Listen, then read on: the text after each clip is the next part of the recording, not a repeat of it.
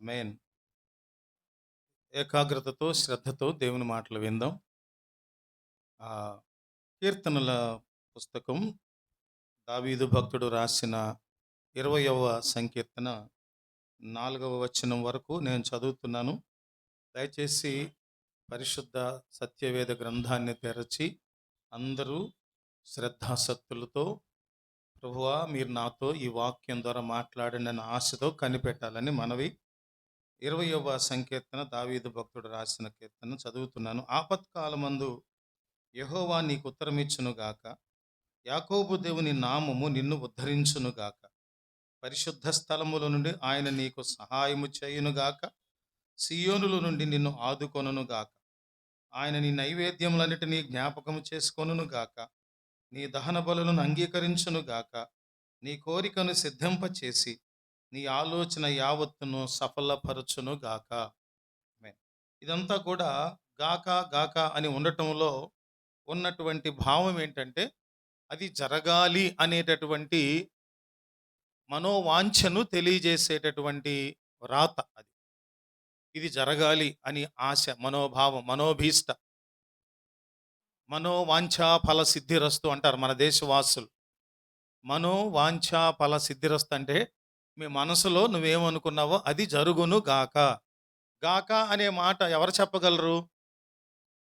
కార్యసాధకత ఉన్నవాళ్ళు చెప్పగలరు. ఇది నేను జరిగించగలను, నీకు అది కలుగునుగాక. ఇప్పుడు పలానా మా బిడ్డ తనకొక గొప్ప అవసరత ఉంది, కనబడుతుంది. ఆ అవసరతను నాకు తెలియజేసింది, ఎలాగోలా నాకు తెలిసింది. నేనంటాను, ఆ అవసరత తీరలేదనే బాధతో, వేదనతో, ఒత్తిడితో ఆ బిడ్డ ఉన్నప్పుడు, ఆ బిడ్డతో నేనంటాను, నువ్వు అనుకున్నది నీకు జరుగునుగాక అని ఎప్పుడు అనాలంటే, దానిని నేను తీర్చగలిగినప్పుడు ఆ మాట చెప్పగలుగుతా, అది నీకు జరుగునుగాక. ఎలా జరుగుతుందండి? ఈ అవసరం తీర్చబడేటటువంటి దారి లేదు కదా. ఎలా అంటే, నేను అవసరం తీరుస్తా, అది నీకు జరుగునుగాక అన్నట్లుగా. ఎప్పుడైనా సరే గాడ్ బ్లెస్ యూ అనే మాటలో, దేవుడు నిన్ను దీవించును గాక అనే మాటలో ఒక కోరిక ఉంది. అతనికి, ఎదటి వారికి ఆ ఆశీర్వాదము, దీవెన, సమృద్ధి జరగాలి అనే నిశ్చయత, కోరిక నీలో ఉందన్నమాట. దేనిని బట్టి ఉంటుందంటే, అవతల వ్యక్తి జీవితం బాగుపడాలనే కోరిక, అవతల వాళ్ళు దీవించబడాలి అనేటటువంటి స్వభావము నీలో ఉండాలి. అంటే దీవించే స్వభావం, ఆశీర్వదించే స్వభావం ఉండాలి నీలో. అప్పుడు దేవుడు నువ్వు అనుకున్న వాటిని నెరవేరుస్తాడు, దీవిస్తాడు. అంటే ఈరోజు మన ధ్యానాంశం ఏంటంటే, దేవుని నుంచి మనం పొందుకోవటానికి మనం ఎలా మనవి చేయాలి, దేవుణ్ణి ఎలా అడగాలి అనే విషయం ధ్యానం చేద్దాం. వాస్తవానికైతే ఈ రోజు నుంచి ధారావాహికంగా ఒక 4 వారాలు చాలా ప్రాముఖ్యమైనటువంటి ఒక అంశం ధ్యానించాలని అనుకున్నాం. అదేంటంటే ప్రైజ్ అండ్ వర్షిప్, స్తుతి ఆరాధన అనేది అసలు ఎలా పుట్టింది, ఎక్కడి నుంచి వచ్చింది, ఎలా చేయాలి. ఈ రోజుల్లో సాంఘిక మాధ్యమాలు వేదికగా వివాదాస్పదంగా మారినటువంటి అనేకమైనటువంటి చర్చలు, అనేక రకమైనటువంటి అభిప్రాయాలు, విభేదాలు ఎన్నో జరుగుతున్న సందర్భంగా మనము అవి చూస్తున్నాం. పొరపాటున చూడాల్సిన పరిస్థితి వస్తుంది కాబట్టి, వినాల్సిన పరిస్థితి వస్తుంది కాబట్టి, మనకంటూ ఒక అవగాహన స్తుతి ఆరాధనను గూర్చి చక్కగా కలిగి ఉంటే, సంపూర్ణంగా అని నేను అనలేను కానీ, సాధ్యమైనంత మేరకు స్తుతి ఆరాధన అంటే ఏమిటో అనే సంగతిని స్పష్టంగా మనకు ఒక కలిగి ఉంటే అవగాహన, ఏ విధమైనటువంటి అభిప్రాయాలు, భిన్నమైన అభిప్రాయాలు, వ్యతిరేకమైన అభిప్రాయాలు, వాక్య విరుద్ధమైన అభిప్రాయాలు, పద్ధతులు, ట్రెండీ అన్నాం ఇందాక చెప్పుకున్నాం. ట్రెండీగా ట్రెండ్ మారుతుంటే ఆరాధన విధానాలు మారిపోవాలని ఇవన్నీ విన్నప్పుడు మనలో చంచలత్వం రాదు కదా. వాస్తవంగా ఆరాధన అంటే ఇది అనే ఒక అవగాహన మనకుంటే, ఎన్ని అడ్డమైన తప్పుడు పోకడలు మనకు ఎదురైనా, సాంఘిక మాధ్యమాల్లో ఎదురైనా మనం చెలించం. అది సత్యం కాబట్టి ఇదంతా అబద్ధం అని అర్థమైపోద్ది మనకు. అవునా? నేను మాట్లాడేది మీకు అర్థమవుతుందా? కొంచెం రెస్పాండ్ అవ్వండి. సో అవి మనం వచ్చే వారం నుంచి, ఈ వారం నుంచి అనుకున్నాం. కానీ ఇది పరిశుద్ధాత్మ దేవుడు ప్రేరేపిస్తూ, మనం ఆశీర్వదించబడకుండా గతంలో ఎలా ఉన్నాం అలానే అటు ఆర్థిక విషయాల్లో, ఆధ్యాత్మిక విషయాల్లో, శాంతి సమాధానాల విషయాల్లో, దైవికమైనటువంటి సహవాసం విషయంలో మనము దీవించబడకపోవటానికి, ఎదగకపోవటానికి, అభివృద్ధి పొందకపోవటానికి కారణం ఏంటంటే, మనం ప్రభువుని ఎలా అడిగి పొందుకోవాలో చేత కావట్లేదు. అలాగని మనకు కావలసిన అవసరతలు, అక్కర్లు దేవుడు మనకు ప్రొవైడ్ చేయడానికి ఆయన దగ్గర లేవా? మన అక్కర్లు తీర్చడానికి, మన అవసరాలు తీర్చడానికి దేవుని దగ్గర ఏవీ లేవా? దేవుడు ఏమీ లేనివాడా? దేవుని దగ్గర సమస్తం ఉన్నాయి. ఈ మన కంటికి కనపడే సమస్తము ఆయనదే. మనతో సహా మనము కూడా ఆయన వారము. ఈ సమస్త విశ్వంలో ఉన్న సమస్తము దేవునిదే. అప్పుడు మనం దేవుణ్ణి అడిగితే దేవుడు ఇవ్వడా మనకు? మరి మనం ఇవ్వగలిగిన దేవుడుండి మనం ఎందుకు ఆశీర్వదించబడలేకపోతున్నాం? మనం అడిగి పొందుకోవటం చేత కావట్ల. అడిగి పొందుకోవటం చేత కావట్ల. జీవవృక్షమునకు హక్కు గలవారై గుమ్మముల గుండా ఆ పట్టణంలో ప్రవేశించినట్లు తమ వస్త్రమును ఉతుక్కొని వాడు ధన్యుడు. జీవవృక్షానికి హక్కు ఉంది, కానీ దాన్ని తీసుకొని ఆరగించేటటువంటి క్రియ మనం చేయలేకపోతున్నాం. అందుకని ఈరోజు పరిశుద్ధ గ్రంథంలో కొన్ని లేఖనాలు ఆధారంగా ప్రభువును ఎలా అడిగి పొందుకోవాలి, ప్రభువును ఎలా అడిగి పొందుకోవాలనే సంగతిని మనము ధ్యానం చేద్దాము. ఈ చదవబడిన 20వ సంకీర్తనలో చూసినప్పుడు 4వ వచనంలో అంటున్నాడు, నీ కోరికను సిద్ధింపచేసి నీ ఆలోచన యావత్తును సఫలపరచునుగాక. కోరికలు కలిగి ఉండటం ఎన్నో మార్లు అడిగాను, మీరు చెప్పారు. కోరికలు కలిగి ఉండటం మనిషి చేయవచ్చా? కోరికలు మనిషి కలిగి ఉండవచ్చా? చెప్పాలి, జవాబు చెప్పాలి. మనిషి కోరికలు కలిగి ఉండవచ్చా? ఉండవచ్చు. కోరికలు ఎటువంటివి కోరొచ్చు, ఎటువంటివి కోరకూడదు అనే అవగాహన మనకు ఉండాలా, ఉండకూడదా? ఉండాలి. దేవుడు కూడా అదే కోరుతున్నాడు. నీవు వయసుకు తగ్గ కోరికలు, అవునా, నీ యొక్క అక్కరలకు అవసరతలకు తగినటువంటి కోరికలు, ఇంకోటి ఏంటంటే దైవ చిత్తానుసారమైన కోరికలు, దేవునికి ఇష్టమైన, దేవుడు మెచ్చి అనుగ్రహించగలిగిన కోరికలు కోరటం అనేది చాలా ప్రాముఖ్యం. ఇందులో చూసినప్పుడు దేవుడు ఆపత్కాలంలో నీకు ఉత్తరం ఇచ్చే దేవుడు, నీ యాకోబు దేవుని నామము నిన్ను ఉద్ధరించే నామము, పరిశుద్ధ స్థలంలోంచి ఆయన దేవుడు నీకు సహాయం చేస్తారు, సియోనులో నుంచి ఆయన నిన్ను ఆదుకుంటాడు. తర్వాత నీవు అర్పించే నైవేద్యాలన్నిటిని కూడా దేవుడు జ్ఞాపకం చేసుకుంటారు. నీ దహన బలులు అంగీకరించబడతాయి, నీ కోరికలు సిద్ధింప చేయబడతాయి, నీ ఆలోచనలు యావత్తు సఫలపరచబడతాయి. నీ యావత్తు. ఇంకొక మాటకు వెళితే కొన్ని చోట్ల మానవునికి అసాధ్యమైనటువంటి సంగతులు దేవునికి మాత్రమే సాధ్యమయ్యే సంగతులను కూడా మనుషులు కోరారు. కొన్ని చోట్ల అక్కడున్నటువంటి పరిస్థితులను బట్టి కోరినప్పుడు దేవుడు మాత్రమే చేయగలిగినటువంటి వాటిని దేవుడు అడిగినప్పుడు మనుషుల ద్వారా కూడా జరిగించారు. దేవునికి మహిమ కలుగును గాక. సూర్యచంద్రులు ఎక్కడ వాళ్ళు అక్కడ ఆగిపోవాల్సి వచ్చినప్పుడు మనుషుడు ప్రార్థన చేసినప్పుడు దేవుడు వాటిని ఆపేశారు. కొన్నిసార్లు ఏ పంటనైనా ఏ ఫలాన్నైనా మనం భూమిలోంచి తింటాం, కానీ దేవుడు ఆకాశంలోంచి పంపించాడు మన్నాను. అసాధ్యమైన సంగతులు. బండలోంచి నీళ్ళు ఇచ్చారు దేవుడు కదా. అటువంటి అసాధ్యమైన వాటిని కూడా దేవుడు మనకు అనుగ్రహించేవారు. అందుకని 4వ వచనంలో అంటే నీ కోరికను సిద్ధింపచేసి నీ ఆలోచన యావత్తును దేవుడు నీవు అడిగే వాటన్నిటినీ కూడా యావత్తును నీకు ఇచ్చేటటువంటి వాడు, ఇవ్వగలిగిన సమర్థుడు. నీ హృదయాన్ని పరిశోధిస్తాడు, నీ అవసరతలేంటో ఆయనకు తెలుసు. రెండవది ఏంటంటే 2వ వచనాధారం కీర్తనల పుస్తకం 21:2 చూడండి, పక్కనే అతని మనోభీష్టము నీవు సఫలము చేయుచున్నావు, అతని పెదవుల్లోంచి వచ్చిన ప్రార్థన నీవు మానక అంగీకరించుచున్నావు, శ్రేయస్కరమైన ఆశీర్వాదములతో నీవు అతనిని ఎదుర్కొనుచున్నావు, అతని తల మీద అపరంజి కిరీటము నీవు ఉంచి ఉన్నావు, ఆయుష్ నిమ్మని అతను నిన్ను అడుగగా నీవు దానిని అతనికి అనుగ్రహించి ఉన్నావు, సదాకాలము నిలుచు దీర్ఘాయువు నీవు దయచేసి ఉన్నావు, నీ రక్షణ వలన అతన్ని నీ గొప్ప మహిమ. ఇంకా చదువుకుంటూ వెళ్తే ఎవరు అంటే దేవుని బలాన్ని బట్టి సంతోషించేవారు, దేవుని చిత్తము చొప్పున జీవించేవాళ్ళు ఏమడిగినా దేవుడిస్తారు వాళ్ళకి. ఎందుకనంటే దేవుని చిత్తము చొప్పున అంటే దేవుని మనస్సునెరిగి, దేవుని హృదయానుసారులుగా జీవించే వాళ్లకు దేవుణ్ణి ఏం అడగాలో తెలుసు, ఏం అడగకూడాలో తెలుసు కదా. దేవుణ్ణి ఏం అడగాలో తెలుసు, ఏమి అడగకూడదో కూడా తెలుసు. ఎవరికి తెలుస్తుంది అలాంటి విషయాలు? దేవుని చిత్తము నెరిగిన వాళ్ళకి, దేవుని మనస్సు నెరిగిన వాళ్ళకి, దేవుని హృదయానుసారులుగా బ్రతికే వాళ్ళకి దేవుణ్ణి ఏం అడగాలో తెలుసు, దేవుని ఏం అడగకూడదో తెలుసు.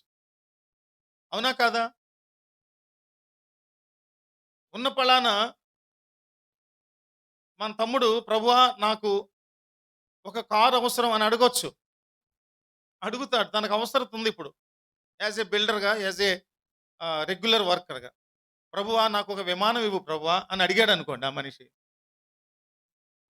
ఆయన అడగకూడదని తెలుసు దేవుణ్ణి ఈ మాట, దేవుడు కూడా ఇవ్వడు. ఎందుకంటే నీకు అసలు అది అవసరం లేదయ్యా, నీకు అవసరమైంది కారు. ఆ కారు కూడా ఎటువంటిది? ఒక లగ్జూరియస్గా ₹1,00,00,000 కారు అక్కర్లా.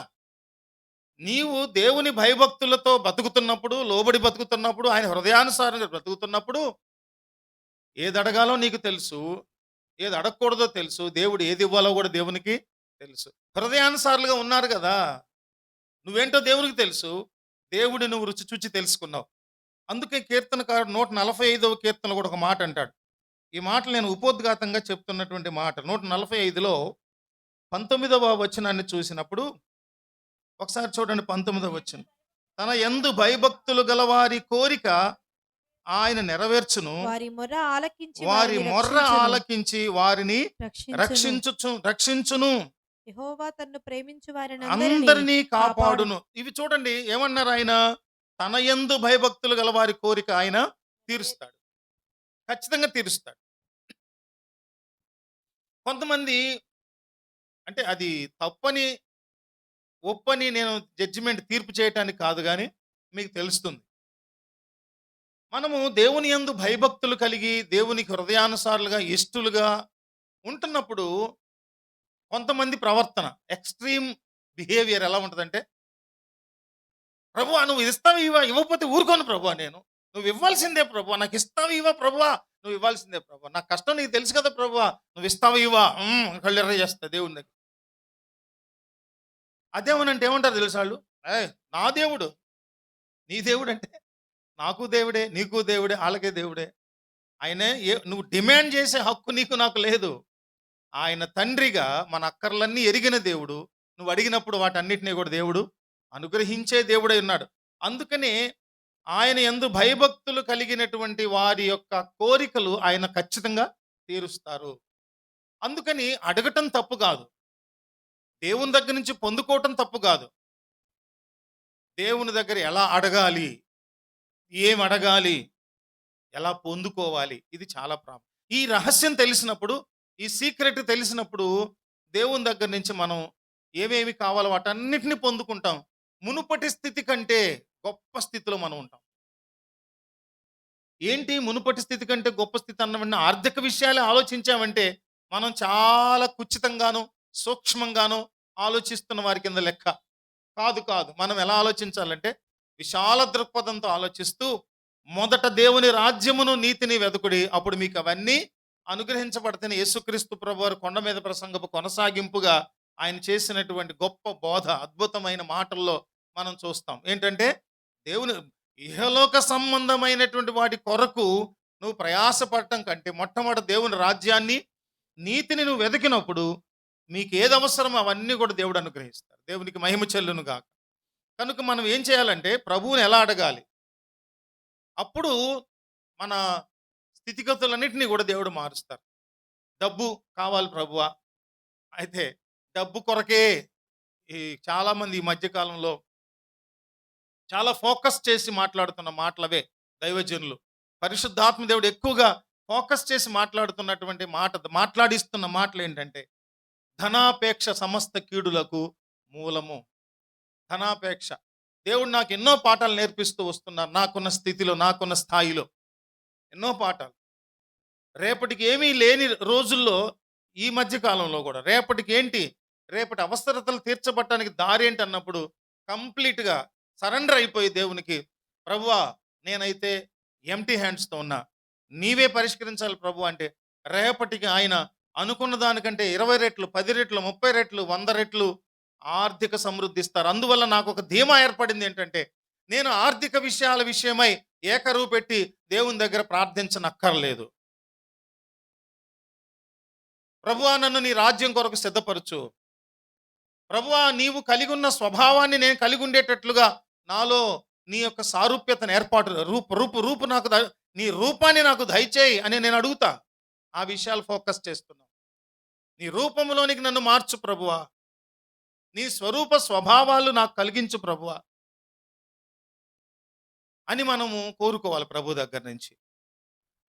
ఇంకొకటి ఏంటంటే, నా అస్తవ్యస్తమైనటువంటి జీవితాన్ని నువ్వు మార్చావు ప్రభువా, అలా మార్చబట్టి నా కుటుంబం కట్టబడింది ప్రభువా.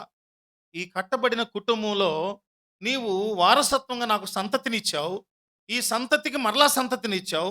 వీళ్ళందరూ కూడా ఈ భక్తి విధానంలో, ఈ దైవికమైన జీవన విధానంలో మాత్రమే జీవిస్తూ క్రమమైన రీతిలో, నీతి విధానంలో, భక్తిలో ఎదగాలి ప్రభువా. నేను బతుకుతూ కుటుంబాన్ని కట్టుకుంటున్నాను, నా పిల్లల కుటుంబాలు కట్టుకోవాలి, దేవునిలోనే ఉండాలి, దేవునిలోనే ఎదగాలి, పరలోక రాజ్య వారసులు కావాలి. నా మనవళ్ళు, మనవరాళ్ళు 3వ జనరేషన్, 4వ జనరేషన్, 5వ జనరేషన్ దేవుని సన్నిధిలో ఎదగాలి, ఆశీర్వదించబడాలి. అది నిజమైన ఆశీర్వాదం అని గుర్తుపెట్టుకొని ప్రభువుని అడగాలి. మొదట దేవుని రాజ్యమును గుర్చినటువంటి స్థితి మనలో ఉందా లేదా, అక్కడ ఆ రాజ్యములో మన కొరకు నిర్మించబడేటటువంటి ఆ బహుమానాలు, గృహాలు, నివాసాలు, వాటి కొరకైనటువంటి ప్రయాసపడాలి. జంక్షన్ పౌల్చనాన్ గారు కూడా ఈరోజు అదే చెప్తా ఉన్నారు. ఎక్కడ చూసినా మనిషి డబ్బు డబ్బు డబ్బు డబ్బు డబ్బు అంటున్నాడు. డబ్బు కాదు ప్రధానము. నీ కొరకై దేవుడు పరలోక రాజ్యం, యేసుక్రీస్తు ప్రభు అన్న మాట ఏంటి, నేను వెళుతున్నాను, మీ అందరికి అక్కడ నివాసాలను సిద్ధపరుస్తున్నాను. నేను వెళ్ళకపోతే పరిశుద్ధాత్ముడు పంపబడడు, ఆదరణకర్త మీ కొరకు పంపబడాలని నేను వెళ్ళాలి అని ప్రభు చెప్పినప్పుడు ఆయన మన కొరకు రాజ్యములను సిద్ధపరుస్తున్నారు, నివాసములను సిద్ధపరుస్తున్నారు. వాటి కొరకు సిద్ధపడాలి, ప్రభువుని అడగాలి. ఆ కోణంలో పోరాడాలి, మనం ప్రభు దగ్గర అడగాలి. యాకోబు దేని కొరకు పోరాడాడు? యాకోబు దేని కొరకు పోరాడాడు? దీవెన కొరకు పోరాడాడు. యాకోబు అంటే అర్థం మోసగాడైతే, పోరాడిన తర్వాత దేవుడు పెట్టిన పేరు ఇశ్రాయేలు. ఈనాడు ఇశ్రాయేలు దేశము ప్రపంచంలో కేంద్రంగా ఉన్నటువంటి రాజ్యంగా, రాష్ట్రంగా, దేశంగా, గొప్ప బలమైనటువంటి శక్తి కలిగిన దేశంగా ఉంది. ఎందుకు తెలుసా? దేవుని ఆశీర్వాదం. అందుకని దేవుని దగ్గర నుంచి మనము దీవెనలు, ఆశీర్వాదాలు కోరుకునే విషయంలో ఇందాక అనుకున్నట్లుగా దేవునికి ఇష్టలుగా ఉన్నవాళ్ళు, భయభక్తులు కలిగిన వాళ్ళు, దేవుని హృదయానుసారులు, దేవుని భక్తి క్రమంలో జీవించే వాళ్ళు, వాళ్ళకి తెలుసు దేవుణ్ణి ఏది అడగాలో, దైవ చిత్తానుసారమైన కోరికలు ఏం అడగాలో తెలుసు, ఎలా పొందుకోవాలో తెలుసు. అలా అడగాలి. మనము పరిశుద్ధ గ్రంథంలో రాజులు మొదటి పుస్తకంలో, రాజులు మొదటి పుస్తకము 3వ అధ్యాయము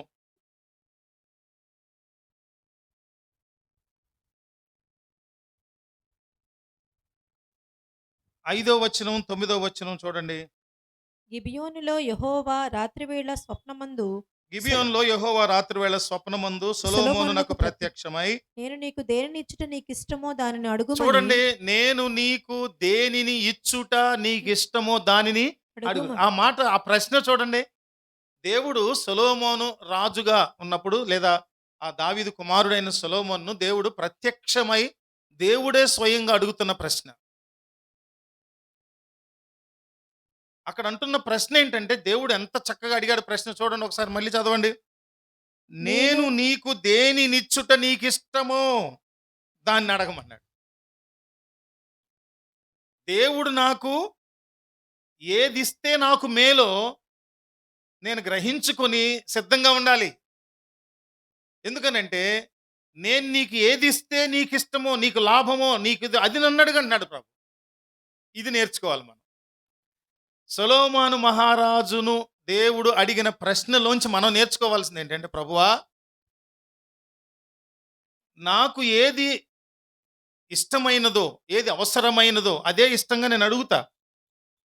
దాన్ని నువ్వు సిద్ధపడి రెడీగా ఉండు అంటున్నాడు ప్రభు. ప్రభు చెప్తున్నారు.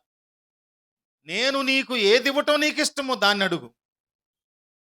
ఈరోజు అది నేర్చుకోవాలి మనం. పిల్లలున్నారు, చిన్న పిల్లలున్నారు ఈ మధ్య కాలంలో. వాళ్ళు హృదయం నిండా కోరుకునే కోరిక ఏంటంటే, మాకు మా నాన్న డబ్బులు ఇవ్వాలి పద్దాక. అవునా? పద్దాక డబ్బులు ఇవ్వాలి. తర్వాత పద్దాక పప్పలు కొనివ్వాలి. తర్వాత ఏంటంటే, మా ప్రక్కన స్కూల్లో ఉన్న ధనికులైన పిల్లలు ఏ విధమైన బట్టలు వేసుకుంటున్నారో, ఏ విధ షూ వేసుకుంటున్నారు, ఏ విధంగా ఉంటున్నారో అలా ఉండాలి. కొంతమంది డబ్బులు ఎక్కువైపోయి అర్థం చేసుకోకుండా, అర్థం పర్థం లేకుండా పిల్లలకు మొబైల్ ఫోన్స్ కొనిచ్చేసేవాళ్ళు ఉంటారు. 8థ్, 9థ్, 10థ్‌లోనే. వాళ్ళు కొన్నారు నాకు కొనరా అని అడిగేటటువంటి పిల్లలు ఇట్లాంటివి కోరుతున్నారు పిల్లల స్థాయిలో. యవనస్తుల స్థాయిలో, ఇంటర్ డిగ్రీ చదివే పిల్లల స్థాయిలో చూసినప్పుడు వాళ్ళు అడిగే ప్రశ్నలు ఏంటంటే, నాకు ఇంత కాస్ట్లీ మొబైల్ కొంటావా కొనవా? ఇంట్లో నాన్నగారికి వచ్చేది 25,000 జీతం అయితే కుటుంబం గడవక చివరి 10 రోజులు కష్టమైపోతుంది తెలుసు తల్లిదండ్రులకి. అట్లాంటి ఆర్థిక స్థితిలో ఉన్నప్పుడు పిల్లలు అటు చూడరు అసలు. ఆ కోణమే చూడరు. అమ్మకి ఎంత వస్తాయి, నాన్నకి ఎంత వస్తాయి, ఎంత ఖర్చు అవుతుంది, ఇవేమీ ఆలోచించని పిల్లలు ఉంటారు చాలామంది. ఇక్కడున్న పిల్లలు మంచి వాళ్ళని నేను అనుకుంటున్నా అలా అడగరని. నాకు ఐఫోన్ కొనిస్తావా కొనివా? డబ్బులు లేవమ్మంటే, ఓయ్ బజాజ్ ఫైనాన్స్‌లో ఇస్తారు గదా! నువ్వు నెల నెల కట్టు అని బలవంత పెట్టినప్పుడు తల్లిదండ్రులు బిడ్డల యొక్క కన్నీరు చూడలేక ఇన్‌స్టాల్‌మెంట్‌లో అప్పులకి ఫోన్‌లు కొని కాస్ట్‌లీ ఫోన్‌లు 40,000, 50,000, రూ. 1,25,000 కొని నెల నెల ఇన్‌స్టాల్‌మెంట్‌లు వచ్చే సమయానికి గుండెలు హడలెత్తిపోయి అకౌంట్‌లో డబ్బులు లేక నలిగిపోతున్నటువంటి వాళ్ళు ఉన్నప్పుడు ఆ పిల్లలకు తెలియాలి. నేను ఏమి అవసరతలు కలిగి ఉన్నాను? నాకు ఏ అవసరతలు తీర్చబడాలి? నా తల్లిదండ్రులు తీర్చగలరా లేదా? నేను ఇవి అడగొచ్చా? అడగకూడదా? ఈ కనీస జ్ఞానం పిల్లలకు లేదు. అది మిస్ అవుతాం. చదవవలసిన వయసులో చదవకపోవటం. ఆ! ఏ వయసులో ఏ ఏ బాధ్యతలు నిర్వర్తించాలో అవి చేయలేకపోవటం. దానివల్ల దానివల్ల ఆర్థిక అభివృద్ధి కాదు గదా! నష్టము, నాశనమే మనకు మిగిలేది. అందుకని ఏం చేయాలంటే, దేవుడు సొలొమోనుతో అంటున్న మాట అద్భుతమైనటువంటి మాట. నేను నీకు దేనినిచ్చుట నీకిష్టమో? జ్ఞానం ఉన్నవాళ్ళు అడుగుతారు దేవుణ్ణి. నాకిది ఇష్టం ప్రభువా. ఎందుకిష్టం అంటే, ఇది అవసరం ప్రభువా. సొలొమోనుని అడిగినప్పుడు సొలొమోను అంటున్న మాట ఏంటి తెలుసా? తర్వాత 9వ వచనం చదవండి. ఇంత గొప్పదైన నీ జనమునకు ఇంత గొప్పదైన నీ ఇశ్రాయేలు జనాంగము చాలా గొప్పది అని అవగాహన ఉంది ఎవరికి? సొలొమోను సొలొమోను. ఇశ్రాయేలు జనాంగం చాలా గొప్పది ప్రభువా. ఇంత ఇంత గొప్పదైనటువంటి గొప్పదైనది జనాంగానికి న్యాయము తీర్చగలవాడు ఎవడు? న్యాయము తీర్చగలవాడెవడు అంటే అర్థం ఏంటి ప్రశ్నలో? న్యాయం తీర్చగలిగిన వాడు ఎవడు లేడయ్యా. నరులు, శరీరులు, పరిపాలకులు, రాజులుగా నియమింపబడినప్పుడు వారి జ్ఞానము ఇంత జనాంగానికి పాలన, తీర్పు చేయగలిగిన సామర్థ్యం లేని వాళ్ళమయ్యా మేము అని అంటున్న మాట అడుగుతున్నటువంటిది. కాబట్టి నేను మంచి చెడ్డలు వివేచించి నేను మంచి చెడ్డలు నీ వివేచించి జనులకు న్యాయము తీర్చునట్లు నీ జనులకు న్యాయము నీ తీర్చున్నట్లు దాసుడనైన నాకు వివేకము నీ గల హృదయము దాసుడనైన నాకు దయచేయము. వివేకము గల హృదయాన్ని దయచేయము. దేవుణ్ణి అడిగేది ఎలా అడగాలంటే, ప్రభువా ఏది నాకు అవసరమో, నేను ఇప్పుడు ఏది చేయటం నాకు అవసరమో, దేని చేయటమో దాన్ని నేను సమర్థవంతంగా చేయాలి కాబట్టి అలా పాలించడానికి కావలసిన వివేచన వరాన్ని నాకు, వివేచన జ్ఞానాన్ని నాకు ఇవ్వమని అడిగాడు ఆయన. వేరే రాజుల దగ్గరికి వెళ్ళి అడుగుంటే, వేరే వ్యక్తుల దగ్గరికి వెళ్ళి అడుగుంటే శత్రువు మీద విజయం ఇవ్వమనేవాళ్ళు. ధనాగారం నిండా, ఖజానా నిండా వజ్రాలు, వైడూర్యాలు, ధనము, బంగారము, వెండి ఇచ్చేసే ప్రభువా. వేరే రాజ్యాలలో గొప్ప సైన్యాన్ని ఇచ్చే ప్రభువా, గొప్ప పరాక్రమాన్ని ఇచ్చే ప్రభువా అనేవాళ్ళు. కానీ ఆయన అన్నాడు, ఇంత గొప్ప జనాంగానికి న్యాయము తీర్చగలిగిన వాడెవడు, పాలించ సమర్థుడెవడు? నా వల్ల కాదు ప్రభువా. కాబట్టి నువ్వేం చేయాలి నాకు? మంచి చెడ్డలు నేను మంచి చెడ్డలు వివేచించి నీ జనులకు న్యాయము తీర్చున్నట్లు వివేకము నీ గల హృదయము. దాసుడనైన నాకు వివేచన జ్ఞానము హృదయం ఇవ్వమంటున్నాడు. ఇక్కడి నుంచి ఏమి నేర్చుకోవాలి సొలొమోను మహారాజు దగ్గర నుంచి? ఏం అవసరము? అయా నేను అల్పుడను, నేను బలహీనుడను. అవునా కాదా? ఆయన అడిగినటువంటి ఆ విజ్ఞాపనలో ఆ దర్శనములో, ఆ కలలో, స్వప్నంలో ఆయన అడిగిన దానిలో ఏముంది తెలుసా? తగ్గించుకుంటున్నాడు. నీ దాసుడనైనా అన్నాడు చివరిలో. ఏమన్నాడు? నీ దాసుడనైన నాకు ఇది అవసరం ప్రభు. ప్రభు ఏమడిగారు? మళ్ళా చెప్తున్నా నేను. 2, 3 సార్లు చెప్తున్నా. ఏమన్నాడు తెలుసా? నేను నీకు దేనినిచ్చుట నీకిష్టమో అది తెలుసుకోవాలి మనం. గొంతెమ్మ కోరికలు అంటామే మన భాషలో, మన వ్యవహారిక భాషలో. అవి అడగకూడదు ప్రభువుని. నీకేది అవసరం ఆయన తెలుసు. అలా అని నేను అడగక్కర్లేదండి. అడగకుండానే ఇచ్చేస్తానంటే కుదరదు. ఆయనే అన్నారు. అడగాలి నువ్వు. నువ్వు అడగటంలో నీ మనస్సేంటో దేవునికి తెలుస్తుంది. చాలాసార్లు మనకు మనకు ఎదటి వాళ్ళని డబ్బులు అవసరం అయితే ఫోన్ చేసి, ఇదిగో 10,000 అయ్యి అకౌంట్లో నన్నేస్తావా? ఏమండి చెప్పండి. ఇదిగో ఒక 10,000 అకౌంట్లో వేసి అనం మనం. మరి మరి అక్కడి నుంచి మొదలెట్టి పలానా అవసరం ఉంది. ఇలాగా అందవలసినవి అందలేదు. వాస్తవంగా ఇవి నాకు రేపు అందుతాయి. ఈరోజు కట్టాలి. దయచేసి ఒక 10,000 అడిగే విధానం అలా ఉంటుంది. ఇవ్వగలిగినోడు కూడా ఇవ్వడు. నువ్వు అడిగే విధానాన్ని బట్టి. నీకు ఏది అవసరమో ముందు తెలియాలి. అది దేవుడు తీర్చగలడని నమ్మాలి. నేను చేతకాని వాణ్ణి, నేను అసమర్థుణ్ణి అనే సంగతిని గుర్తుపెట్టుకోవాలి. దేవుని సార్వభౌమత్వాన్ని అంగీకరించి అడగాలి. అట్లా అడిగారు సొలొమోను మహారాజు. అందుకని మనం ప్రభు దగ్గర విజ్ఞాపన చేసేటప్పుడు, ప్రార్థన చేసేటప్పుడు, ప్రభువా మేము అడిగేటటువంటి విన్నపాలు, విజ్ఞాపనలు అవి నీకు అంగీకారయుతములైవేవిగా ఉండునట్లుగా, నేను అడుగునట్లుగా నాకు సహాయం చేయి. ఎలా అడగాలో నాకు నేర్పు. ఎలా బతిమాలాలో నాకు నేర్పు.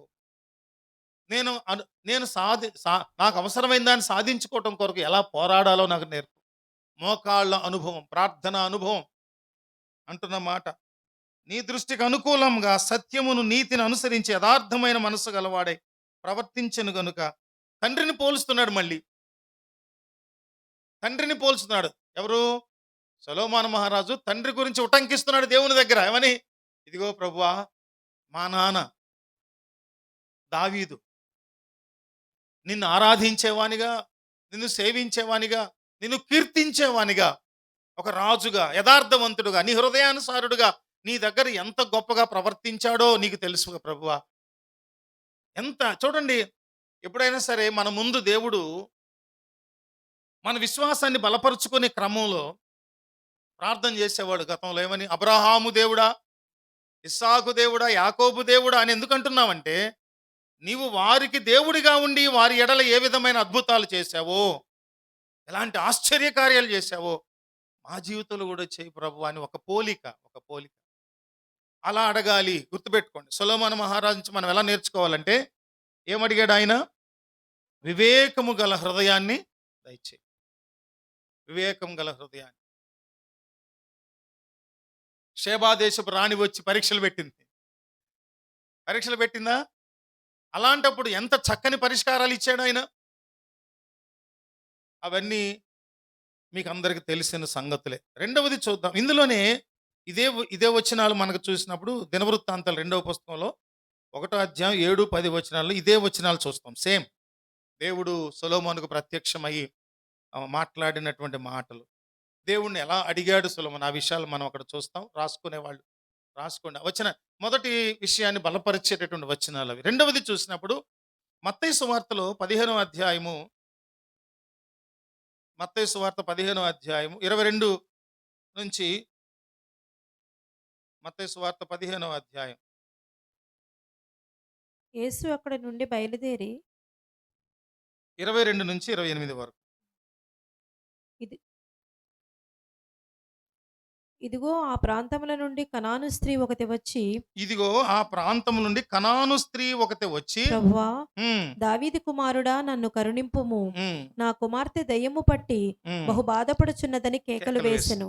అందుకాయన ఆమెతో ఒక్క మాట ఆయనను చెప్పలేదు. అప్పుడు ఆయన శిష్యులు వచ్చి, ఈమె మన వెంబడి వచ్చి కేకలు వేయుచున్నది కనుక ఈమెను పంపివేయుమని ఆయనను వేడుకొనగా, ఆయన ఇశ్రాయేలు ఇంటి వారై నశించిన గొర్రెల యొద్దకే గాని మరి ఎవరి యొద్దకును నేను పంపబడలేదనను. అయినను ఆమె వచ్చి ఆయనకు మ్రొక్కి, ప్రభువా, నాకు సహాయము చేయమని అడిగెను.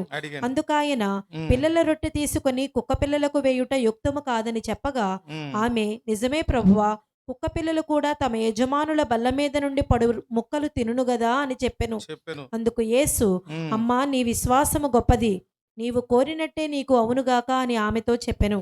ఆ గడియలోనే ఆమె కుమార్తె స్వస్థత నొందెను. చూడండి, ప్రభువారు పరీక్షిస్తున్నాడు, కనాను స్త్రీని పరీక్షిస్తున్నాడు. శిష్యులు చెప్తున్నప్పటికీ కూడా ప్రభువు ఏమంటున్నారంటే, ఆవిడను గూర్చి ఆవిడకు హృదయంలో కొంచెం ఇదేంటి, నన్ను ఇంత చులకనగా మాట్లాడుతున్నారండి ప్రభువు అని అనుకునేటట్లుగా 2 మాటలు అన్నారు ఆయన. కొందరైతే మనలాంటి వాళ్ళైతే, ఇట్లా మాట్లాడతారండి ప్రభు, నేనే గనక ఈయన ఆశ్రయించి వచ్చానని అంత టెక్క పూజ అని మాట్లాడేవాళ్ళం మనమైతే. ఆవిడ అంటుంది, పర్లేదు ప్రభు అంటే, మన అవసరత ఏంటో గుర్తించినప్పుడు, నిజముగా మన అవసరత అక్కరేంటో గుర్తించినప్పుడు, దేవుని దగ్గర నుంచి గోజాడి గోజాడి గోజాడి సంపాదించుకోవటట్లు మనం అడగాలి. దేవుని దగ్గర నుంచి ఎలా గోజాడాలి? ప్రభువా, ఇది నువ్వు ఇవ్వాలి ప్రభువా, నువ్వు ఇవ్వకపోతే ఎవరిస్తారు ప్రభువా నాకు, నువ్వు తప్ప నాకు ఇంకెవరు ప్రభువా సహాయం చేయ. ఎవరైనా ఉన్నారా మనకి? ఎవరైనా ఉన్నారండి? ఎవ్వరు లేరు. ప్రభువే ఇక్కడ కనాను స్త్రీ తన అవసరతను గురించి దేవుని సన్నిధికి చెప్పినప్పుడు, దేవుడు ఆమెను పరీక్షిస్తూ అన్న మాటలకు తను ఏమి నొచ్చుకోవట్లేదు, ఏమీ నొచ్చుకోవట్లేదు. ఏమంటుంది? కేకలు వేస్తున్న ప్రభు అంటే, నేను ఇశ్రాయేల్ ప్రజల్లో నశించిన గొర్రెలను వెతకటానికి వచ్చాను కానీ, అంటే అర్థం ఏంటంటే, అన్యుల కొరకు రాలేదు నేను అన్నట్టు. ఆయన అలా కాదు, అందరి కోసం వచ్చారు. కానీ ఈ స్త్రీని పరీక్షిస్తూ, ఈ స్త్రీలో తాను సంపాదించుకోవాలనుకున్న, దేవుని దగ్గర నుంచి పొందుకోవాలనుకున్న దానిని పొందుకునే విషయంలో ఎంత విశ్వాసం చూపిస్తూ ఉంది, ఎంత ఆశ కలిగి ఉంది, అది చాలా ప్రాముఖ్యం. ఎంత ఆశ కలిగి ఉంది అక్కడ చూసినప్పుడు. కుక్క పిల్లలకు పెట్టడం, ఆ మాట నిజంగా చాలా గుండెకు గుచ్చుకునే మాట. కుక్కలాగా అడుగుతా చీ పో అన్నంటే అన్నట్టుగా మాట్లాడటానికి ఆయన కొంచెం సాహసించారు. ఎందుకనంటే పరీక్ష. పరీక్ష. ఆవిడ ఆ మాట 25వ వచనం, పిల్లల రొట్టె తీసుకొని ప్రభువా అందుకు పిల్లల రొట్టె తీసుకొని కుక్క పిల్లలకు వేయుట యుక్తము కాదని చెప్పగా ఆమె, నిజమే ప్రభు. 27వ వచనం, కుక్క పిల్లలు కూడా తమ యజమానుల బల్ల మీద నుంచి పడు పడుముక్కలు తినును కదా అని చెప్పారు. ఎలా అంటుంది తెలుసా ఇక్కడ? కుక్క పిల్లలు యజమానులు అనే మాటలో, కుక్క పిల్లలు యజమానులు అనే మాటలో ఏం కనపడుతుంది అక్కడ?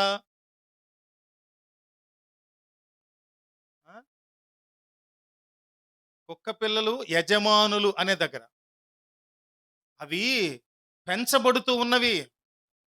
కుక్క పిల్లలు పెంచబడుతూ ఉన్నవి. ఆ పెంచబడుతూ ఉన్నప్పుడు యజమానులు తింటూ ఉన్నప్పుడు, అవి పడినప్పుడు కుక్క పిల్లలు తింటూ ఉంటాయి. యజమానుడు చేసినప్పుడు కుక్క పిల్లలకి ఆకలి తీర్చుకోవటం తినటమే కానీ, అది యజమానుడు వేశాడా, బల్ల మీద ప్లేట్లో పెట్టి వేశాడా, నేల మీద పడేసాడని చూస్తాయా కుక్క పిల్లలు?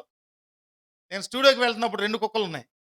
ఒకటేమో ఓరియో బిస్కెట్ పేరు, ఓరియో బిస్కెట్ పేరు పెట్టారు దాన్ని. అది అది గోల్డెన్ రిట్రీవర్. ఇంకొకటి ఈ మధ్య పిల్లని తీసుకొచ్చారు, అదేమో జర్మన్ షెపర్డ్ అంట. ఒక పిల్ల, దానికి ఏం పేరు పెట్టారు? రోమియో అని పెట్టారు. Oreo, Romeo. ఇవి నేను రికార్డింగ్కి 2 రోజులు 3 రోజులు వెళ్ళి వారం రోజులు వెళ్ళలేదనుకోండి, అది అన్నదంట మానేస్తుందంట. నా దగ్గరికి వచ్చినప్పుడు నేనేమైనా దానికి చక్కగా ఒక పెద్ద గిన్నెలో పెడతారు రొట్టెలు, పాలు, రొట్టేసి బ్రెడ్ వేసి పాలు పోస్తే హాయిగా తింటాయి. నేను ఏదైనా తీసుకెళ్ళినప్పుడు నేల మీద వేస్తే నా దగ్గరకు వచ్చి, నా మనిషి పెట్టినదే, రోజు నాతో సహచర్యం చేసే, లేదా నాతో కలిసి ఉండే అది ఆ పెద్ద కుక్క, గోల్డెన్ రిట్రీవర్ ఏం చేస్తుంది తెలుసా? మనం మాట్లాడేది అర్థం, ఏం చెప్తే అది చేస్తుంది. కూర్చో అంటే కూర్చోండి. పిల్లి వచ్చింది పరిగెత్తంటే వెళ్ళిపోద్ది, దూకేసి వెళ్ళిపోద్ది. పిల్లి ఎక్కడ ఉంది ఎత్తుకు వస్తుంది. బాల్ తీసుకుని ఆడుకుందాం అంటే కిందకి వెళ్ళి బాల్ తీసుకొని నోటితో వచ్చి నా దగ్గరికి వచ్చి నిలబడుతుంది, ఆడదాం రా అని. అన్నీ చేస్తుంది. దానికి నా మీద ఉన్న స్వభావం ఏంటంటే, నేను దాని యజమానిని, దాని స్నేహితుడను, దాని సహచరుడును కాబట్టి దాని బాగోగులు చూస్తాననే మనసు దానికి ఉంది. కాబట్టి అదేం చేస్తుందంటే, నేను నేల మీద పడేసిన దాన్ని కూడా తీసుకొని చకచక తినేస్తుంది. అది భేదం చూపించదు. ఈ కనాను స్త్రీ హృదయంలో ఏ భావం ఉందంటే, అయ్యా నువ్వు అలా వ్యత్యాసంగా మాట్లాడుతున్నా మేము మీ పిల్లలమే, నీ నుంచి పొందుకునే విషయంలో మాకు ఆధిక్య భావం, అల్పభావం లేవు ప్రభువా. నువ్వేది ఇచ్చినా ఓకే. నువ్వు ఎలా ఇచ్చినా ఇష్టమే. ఈ మనస్సు కావాలి దేవుని దగ్గర మనం. పోల్చుకుంటాం మనం. వాళ్ళకి ప్రభు అది ఇచ్చాడు, నాకు ఇది ఇవ్వలేదు. వాళ్ళకి 2 అంతస్తుల బిల్డింగ్ ఇచ్చాడు, నాకు రేకుల షెడ్డే ఉంది. కాదు, కాదు. వాళ్ళకి దేవునితో అంత అనుబంధం లేదు. నీకున్నంత అనుబంధం లేదు. నీకున్న సంబంధం లేదు. నీకున్నంత ఆత్మీయత లేదు దేవునితో. అందుకని కనాను స్త్రీ హృదయంలో ఏంటంటే, యజమానుని బల్ల కింద పడినటువంటి రొట్టెలు వారి కుక్క పిల్లలు తింటాయి. యజమానుని పిల్లలు అవి. రోడ్డు మీద ఉన్న పిచ్చి పిల్లలు కాదు, పిచ్చి కుక్కలు కాదు. రోడ్డు మీద ఉన్న వాటిని ఏమంటారు? స్ట్రీట్ డాగ్స్ కాదు ఇవి. మేము మీ పిల్లలమే ప్రభువా. మీ నుంచి ఇన్హెరిటెన్స్ కావాలి. నీ నుంచి మాకు ఆ దీవెన కావాలి. మేము స్వతంత్రించుకుంటాం అని మొండికేసినట్టుగా మాట్లాడుతా ఉంది. చూసారా? ప్రభు పరీక్షించినప్పుడు వెంటనే ప్రభు అంటున్న మాట ఏమన్నారు ఆయన? నీ అమ్మా, విశ్వాస 28వ వచనంలో, అమ్మా నీ నీ విశ్వాసము విశ్వాసము గొప్పది. గొప్పది, నీవు కోరినట్టే నీకు అవునుగాక అని నీవు ఆమెతో కోరినట్టే చెప్పాను. అమ్మా నీ విశ్వాసం. అక్కడ దేవుడు ఆమె మీద కనికరం చూపిస్తున్నాడు, కంపాషన్, దయ చూపిస్తున్నాడు, జాలి చూపిస్తున్నాడు. ఆయన ఆయన అప్రోచ్లో ఆవిడ పరీక్ష గెలిచింది. ఆవిడ పరీక్ష గెలిచింది. మనలో కూడా దేవుణ్ణి అడిగేటప్పుడు ఎలా ఉండాలంటే, ప్రభువా నీవు బెస్ట్ ప్రొవైడర్వి, నువ్వు నన్ను అన్ని సమకూర్చగలిగిన వాడు, నువ్వు ఏది ఇచ్చినా నాకు చాలు. అలాంటి స్వభావంతో ప్రార్థన చేయాలి. నువ్వు నాకు అదే ఇవ్వు అంటే కుదరదు. అలా అడిగిన మనసులో ఏముంటుంది తెలుసా? అలా అడిగే మనసులో ఏముంటుంది తెలుసా? అహంకారం ఉంటుంది, మొండితనం ఉంటుంది. హాస్పిటల్లో ప్రాణాపాయ స్థితిలో ఉన్న వ్యక్తి విషయంలో నువ్వు రాజీ పడక్కర్లు, అడగాల్సింది, అక్కడ ఖచ్చితంగా అడగాల్సింది. నీ ఈవులు సమకూర్చబడే విషయంలో ఏదిచ్చినా సరే నాకు ఓకే అని ఎట్లా అడగాలి ప్రభుని? హాస్పిటల్లో ఉన్న వ్యక్తి డెస్పరేట్గా స్వస్థత కావాలి, అడగదాం. అడిగినప్పటికీ కూడా చివరిలో ఏమవ్వాలి అనాలంటే, ప్రభువా అతన్ని బతికించు, స్వస్థపరచు అన్నప్పుడు చివరిలో కూడా ఒక ప్రార్థన చేయాలి, నీ చిత్తమే. చాలా మంది దాన్ని అంగీకరించారు. పాస్టర్ గారు వచ్చారు ప్రార్థన చేయడానికి పేషెంట్ దగ్గరికి అంటే, ప్రభువా ఇప్పుడే నిలబెట్టాయి, ప్రభువా లేచి నిలబెట్టాయి, అయిపోవాలి ప్రభు అని ప్రార్థన చేయాలి, అది లేచి వచ్చేయాలి. కానీ దేవుని చిత్తంలో అతను ప్రభువు పిలుచుకునే పరిస్థితి ఉందని ఉంటే, అందుకని దేవుని చిత్తానికి ఏం చేయాలంటే, నువ్వేం చేయాలంటే, ప్రభువా నీ చిత్తం అయితే స్వస్థపరచు, అది నీ ఇష్టం. చివరిలో చేయాల్సిందే, తప్పదు. అది దేవునికి ఇష్టమైన ప్రార్థన. సొలొమోను ఏమని చేశాడండి? నేను నీకు ఏది ఇవ్వటం ఇష్టమో దాన్ని అడుగు అన్నట్లు అడిగాడు దేవుడు. నాకు ప్రజలను న్యాయంగా తీర్పు చేసి చక్కగా పాలించే మంచి వివేకం కలిగిన హృదయాన్ని దయచేయమన్నాడు. ఇక్కడ కనాను స్త్రీ ఏమంటుందంటే, అయ్యా నువ్వు యజమానుడివి, నీ చేతి కింద పెంచబడేటటువంటి కుక్క పిల్లల లాంటి వాళ్ళము, నువ్వు మాకు ఏవి ఇచ్చినా సరే. అప్పుడు ప్రభువు కనికరించి ఆవిడ మీద ఏం చేశారు? కుమార్తెగా స్వస్థత. ఆ తర్వాత మూడవది చూసినప్పుడు వ్యత్యస్త కోనేరు సంగతి తెలుసు మనకి. ఏంటిది? యోహాను సువార్త 5వ అధ్యాయము 5-9 వచనాలు. అక్కడ 38 ఏండ్ల నుండి వ్యాధి గల ఒక మనుష్యుడుండెను. 38 ఏండ్ల నుంచి వ్యాధి గల ఒక మనుషుడున్నాడు. యేసు వాడు పడియుండుట చూచి వాడెప్పటికి బహుకాలము నుండి ఆ స్థితిలో ఉన్నాడని ఎరిగి స్వస్థపడగోరుచున్నావా అని వానిని అడుగగా ఆ రోగి, అయ్యా నీళ్లు కదిలింపబడినప్పుడు నన్ను కోనేటిలోనికి దించుటకు నాకు ఎవడనూ లేడు కనుక నేను వచ్చినంతలో మరి ఒకడు నాకంటే ముందుగా దిగునని ఆయనకు ఉత్తరమిచ్చెను. చూడండి, ఇక్కడ మనం గమనించినప్పుడు మీరందరూ ఇంతకుముందు చదివినవే ధ్యానించినవే కాబట్టి నేను దీనిలో ఉన్నటువంటి మనం నేర్చుకున్న ఒక విషయాన్ని మనం ధ్యానం చేద్దాం. అదేంటంటే, తన అవసరతను వివరించే విధానం. దేవుని సన్నిధిలో మనం అడిగేటప్పుడు, విజ్ఞాపనలు చేసేటప్పుడు, విన్నపాలు చేసేటప్పుడు, దేవుని సన్నిధిలో మన అక్కరలు అవసరతలు చెప్పేటప్పుడు అవి వివరించాలి. అంటే దేవునికి తెలియదని వివరించాలా? ఏమండి? దేవునికి మన అవసరత అన్నీ తెలుసు కదా, ఆయన సర్వమును ఎరిగిన వాడే కదా. కానీ నీ అవసరతను దేవునికి వివరించే సమయంలో నీ హృదయం ఏంటో, నీ హృదయ స్వభావం ఏంటో దేవునికి అర్థం అవుతుంది. ఇక్కడ ప్రభు అడిగినప్పుడు వాడు వివరిస్తున్నట్టు వివరణ 7వ వచనంలో వాడు వివరిస్తున్నాడు. ఏమనంటే, అయ్యా నీళ్లు కదిలింపబడినప్పుడు నన్ను కోనేట్లోకి దించుటకు నాకు ఎవడను లేడు గనుక నేను వచ్చినంతట్లో మరి ఒకడు నాకంటే ముందుగా దిగునని ఆయనతో ఉత్తరం ఇచ్చాను. చెప్పాడు, తన స్థితిని చెప్పాడు. ఎన్ని సంవత్సరాల నుంచి ఉన్నాడు? 38 సంవత్సరాల నుంచి. 38 సంవత్సరాలంటే ఒక జీవితం. ఇంకొక మాటలో చెప్పాలంటే ఒక జీవితం. ఒక జీవిత కాలం అక్కడ పడున్నాడట. అంటే ఏంటి? కాళ్ళు 2 కూడా లేకుండా పక్షవాయువు రోగం, అసలు కదలలేడు. ఇంకొకటి దిక్కుమాలిన వాడు, దిక్కులేని వాడు, ఎవరు లేరు వాడికి. 38 ఏళ్ల నుంచి ఎదురు చూస్తున్నాడు. ఈ కోనేరు లేదు, ఈ స్వస్థతలు లేవు, దేవదూతలు రావటం లేదు, ఏం లేదు, నేను నమ్మను ఇవన్నీ అనట్లా. 38 సంవత్సరాలు. ఎన్ని సంవత్సరాలైనా సరే తన పట్టుదల విడిచిపెట్టల. తనకు ఒకటే కోరిక, తాను స్వస్థపడగోరుచున్నాడు. ఏం కోరుతున్నాడు తను? తాను స్వస్థపడగోరుచున్నాడు. ఏమన్నాడు అక్కడ? ప్రభు అడుగుతున్నాడు, నీవు స్వస్థపడగోరుచున్నావా అన్నప్పుడు చెప్తున్నాడు, ఇంత జరిగింది ప్రభువా, ఎవ్వడు నీళ్లు కదిలించబడుతున్నాయి నేను చూస్తున్నా, నన్ను దింపున. నిజంగా చూడండి, ఆ దృశ్యాన్ని ఊహించుకోండి. కళ్ళ ముందు ఒక గొప్ప స్వస్థత తనకు కలిగే ఛాన్స్ ఉంది. చూస్తున్నాడు, దేవదూత రావటమే జరుగుతుంది, కళ్ళ ముందు కనపడుతుంది, నీళ్లు కదిలించబడుతున్నాయి. చకచక తను చూస్తుండగానే ఎవరో ఒకళ్ళు రెడీగా ఉండి అందులో దిగిపోతున్నారు. స్వస్థత వస్తున్నప్పుడు తను చూస్తున్నాడు, తను తప్పించిపోతా ఉన్నాడు, కదలలేని పరిస్థితిలో ఉన్నాడు. ఇంకొకళ్ళు స్వస్థత పొంది వెళ్ళిపోతున్నారు. హృదయం తరుక్కుపోద్ది కదా, అయ్యో అయ్యో అయ్యో, అయిపోయింది, వెళ్ళిపోయింది దూత. మరలా దూత వచ్చి కదిలించే వరకు ఇంకొక సంవత్సరమైనా, ఎంతకాలమైనా, 38 లాంగ్ ఇయర్స్. మన అవసరతని దేవునికి వివరించడం రావాలి, వివరించి చెప్పడం రావాలి, ప్రార్థన చేయటం కూడా రావాలి. చాలా చోట్ల నేను గమనిస్తున్నాను, దైవజనుడు లేకపోతే ఆ రోజు సభాధ్యక్షుడు నడిపించేవాళ్ళు ఫలానా విషయం గురించి ప్రార్థన చేయండి అని అడిగారు అనుకోండి, ఆ ఫలానా విషయం తప్ప మిగిలిన అన్ని విషయాలని ప్రార్థన చేస్తారు. అవునా? చాలా మంది అండి, ఇది పెద్ద బలహీనత. ఇప్పుడు వాక్యం అంతా విన్న తర్వాత, బ్రదర్ లేదా సిస్టర్, వాక్యం నిమిత్తం ప్రార్థన చేయండి అని అంటే, ఆరంభమైన ముగింపైన, ప్రభువా నువ్వేం మాట్లాడదలుచుకున్నావు మాతో, అది మాకు అర్థమవునట్లు సహాయం చేయండి. ఇక్కడ చాలా మంది ఉన్నారు, వాళ్ళందరికీ కూడా చాలా అవసరతలు ఉన్నాయి. మీరు ఈరోజు అందించే సందేశం ద్వారా వారి సమస్యలన్నీ పరిష్కరించండి ప్రభువా. చాలా మంది మార్పు నొందడానికి ఇష్టపట్ల వాళ్ళ హృదయంలో కార్యం చేయండి ప్రభువా. ఇది చేయాలి ప్రార్థన. వాక్యానికి ముందు చేయమంటే, వాక్యం తర్వాత ప్రార్థన చేయండి అంటే ఏం చేయాలంటే, ఆ వాక్యములో ఏ హితం వచ్చిందో, ఏ హెచ్చరిక వచ్చిందో, దాని ద్వారా ఎంతమంది అయితే తీర్మానించుకున్నారో మారదామని, ఏది బలహీనత ఉందో ఆ బలహీనతలోంచి నేను బయటపడటానికి ఇష్టపడుతున్నానని తీర్మానించుకున్నారో, ఆ తీర్మానానికి పరిశుద్ధాత్మ దేవుడు ముద్ర వేయబడునుగా కానీ ప్రార్థన చేయాలి. అప్పుడు ఏమవుతుందంటే, ఆ ప్రార్థన ద్వారా ఎవరైతే తీర్మానించుకున్నారో ఆ తీర్మానం ఏమై చేయబడుతుంది?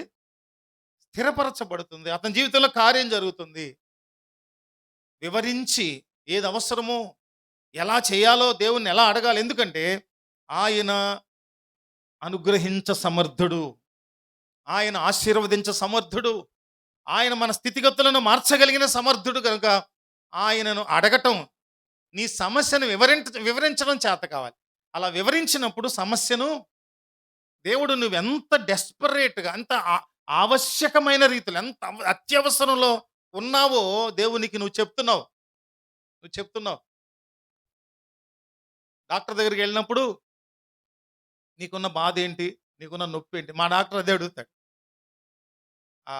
బెంచ్ సర్కిల్ దగ్గర శాంతి నర్సింగ్ హోమ్ ఉంటుంది. డాక్టర్ దగ్గరికి వెళ్తే 10 ఏళ్ళ నుంచి వచ్చేవాళ్ళు, 15 ఏళ్ళ నుంచి వచ్చేవాడు, 20 ఏళ్ళ నుంచి వచ్చే పేషెంట్ ఉంటారు. షుగర్ వాళ్ళు, థైరాయిడ్ వాళ్ళు, ఎండోక్రైనాలజిస్ట్ ఆయన ఫస్ట్ పేషెంట్ని కలిసి అంటే ఫస్ట్ అడిగేది, మరి ఎంతమంది ఏమడుగుతారు నాకు తెలియదు కానీ నన్ను అడుగుతారు ఏమనంటే, ఏమండి మీకు ఎక్కడైనా బాధ ఉందా, ఎక్కడైనా నొప్పి ఉందా, అసౌకర్యం ఉందా, ఫస్ట్ వెళ్ళినట్టు అడుగుతారు. ఆవిడ కూడా అదే, ఏమా ఏమైనా బాధ ఉందా? ఎందుకని? నీకు షుగర్ ఉందని తెలిసింది, టెస్ట్ చేసాం, నువ్వు ఎంత తింటున్నావో తెలిసింది, నీ ఎంత డోస్ కావాలో సెట్ అయిపోయింది, వాడుతున్నావు. 15 ఏళ్ళ నుంచి నీ షుగర్ ఉంది, ఇప్పుడు హాస్పిటల్కి వచ్చి ఎందుకు వచ్చి ఉంటావు? ఇదేదో బ్యాలెన్స్ తప్పింది. ఏది? తినటం ఎక్కువ చేసేస్తున్నావు, నీకు ఇచ్చిన డోస్ తగ్గింది, లేదా డోస్ ఎక్కువ, షుగర్ డౌన్ అయిపోతుంది, ఏయో తేడా వచ్చింది, కాబట్టి ఏదో అసౌకర్యం వచ్చింది.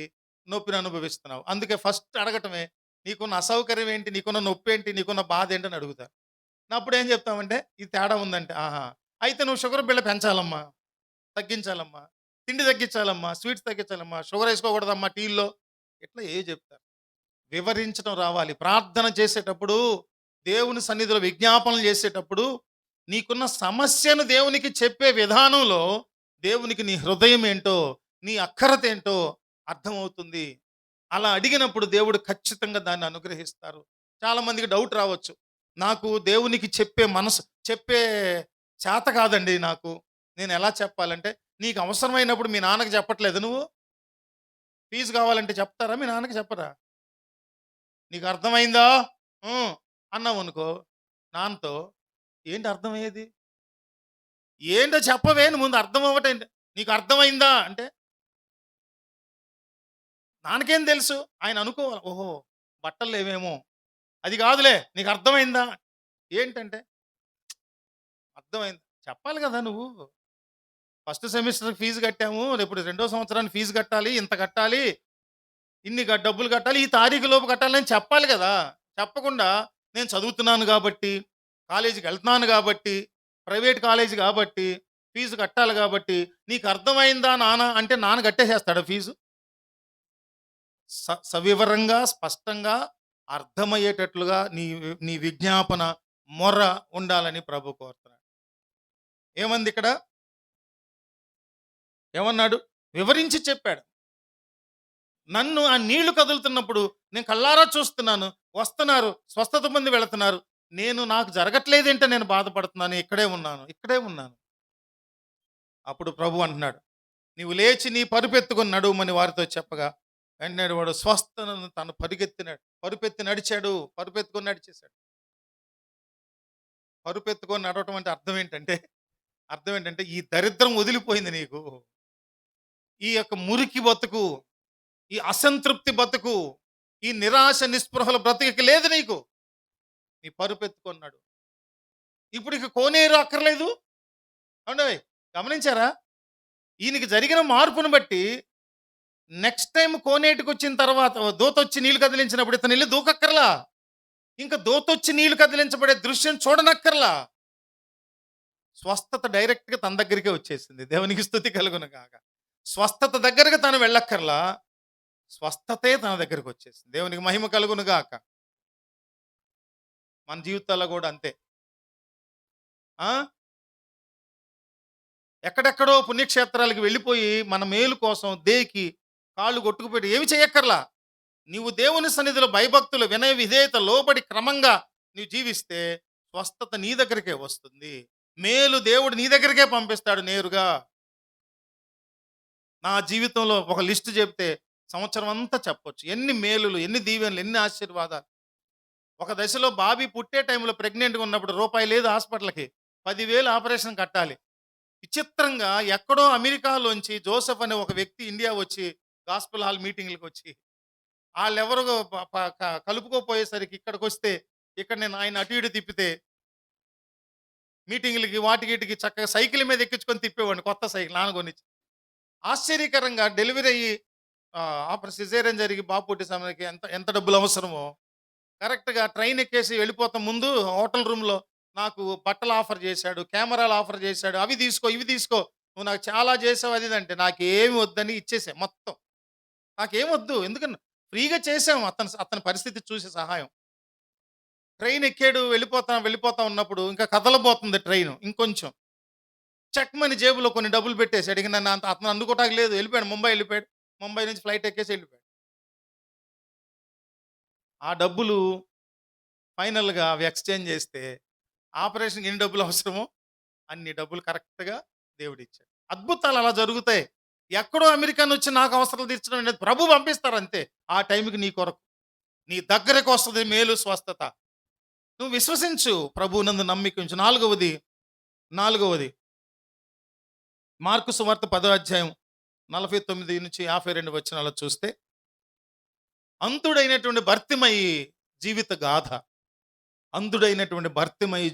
అందులో చూసినప్పుడు 49వ వచనం కేకలు పెడతా ఉన్నాడు, దావీదు కుమారుడా నన్ను కరుణించు. పెద్ద పెద్ద కేకలు పెడుతుంటే శిష్యులు అభ్యంతరపరిచారు. అయినప్పటికీ కూడా 49వ వచనం, అప్పుడు యేసు నిలిచి వారిని పిలువుడని చెప్పగా వారు ఆ గ్రుడ్డి వారిని పిలిచి ఉమ్, ధైర్యము తెచ్చుకొనుము, ధైర్యము తెచ్చుకొనుము. ఆయన నిన్ను పిలుచుచున్నాడు ఉమ్, లెమ్మని వానితో చెప్పిరి. చెప్పాను. చూసారా, శిష్యులు చెప్తున్నారు ధైర్యం తెచ్చుకో, నువ్వు ఇంకా భయపడద్దు, ఆయన నిన్ను పిలుస్తున్నారు అన్నప్పుడు చూడండి, అంతటా అంతటా వాడు వాడు బట్టను పారవేసి దిగ్గున లేచి యేసునద్దకు వచ్చెను.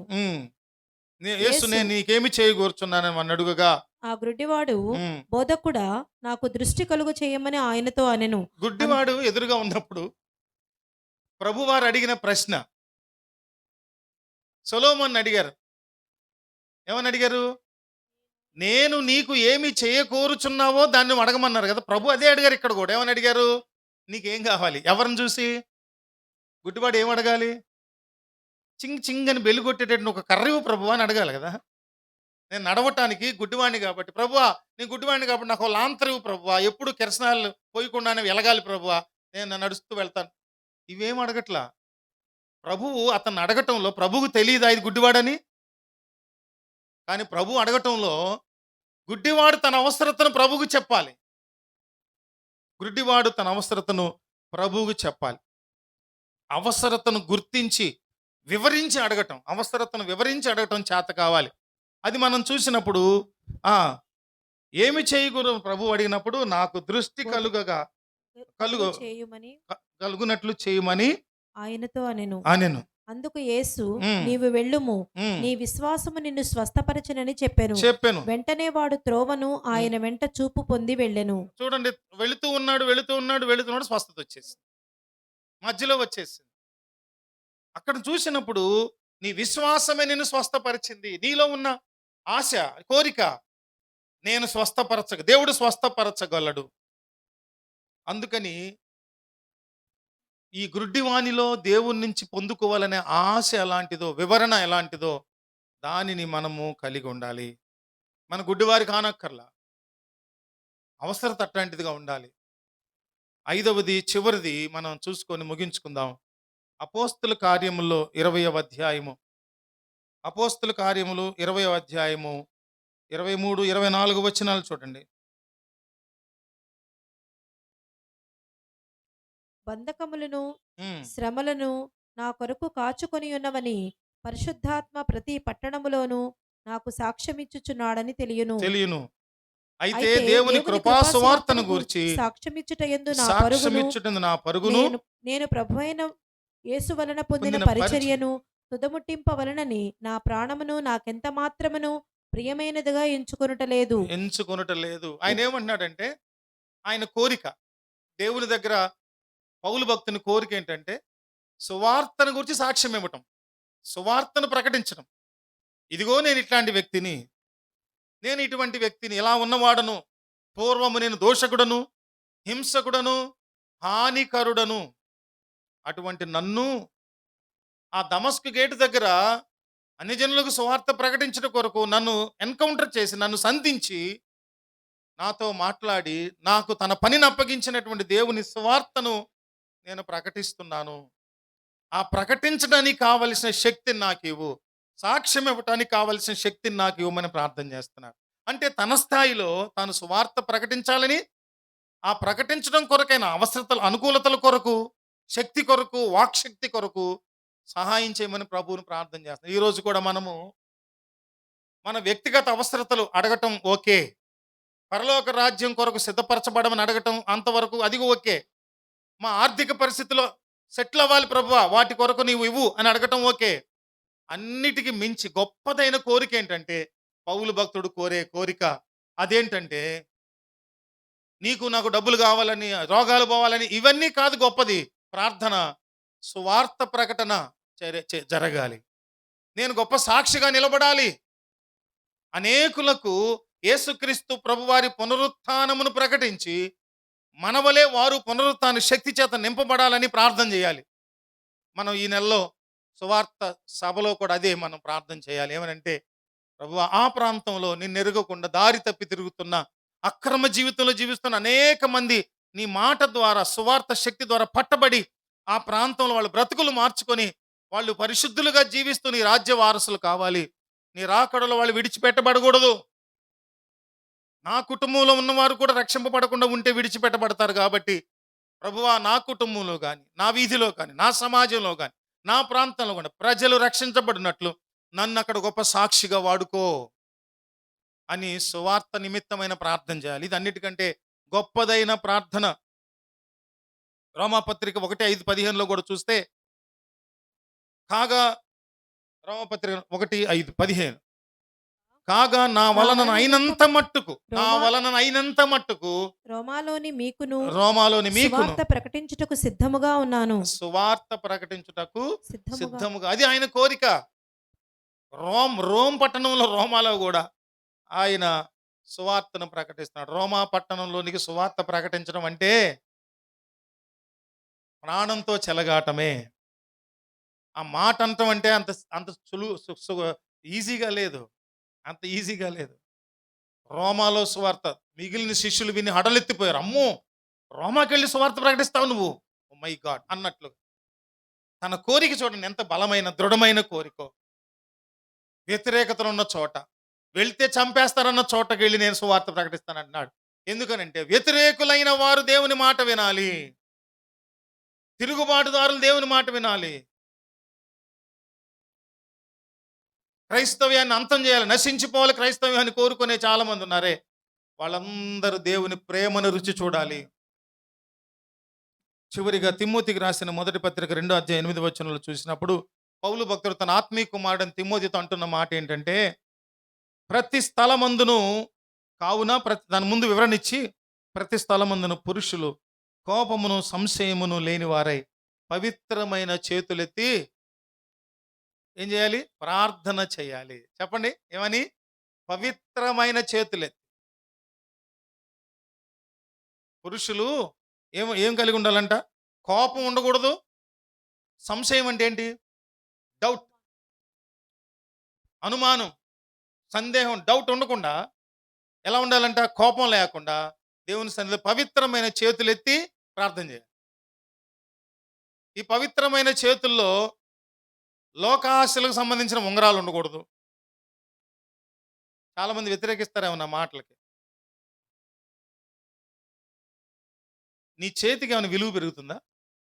నా ప్రశ్న చెప్పండి.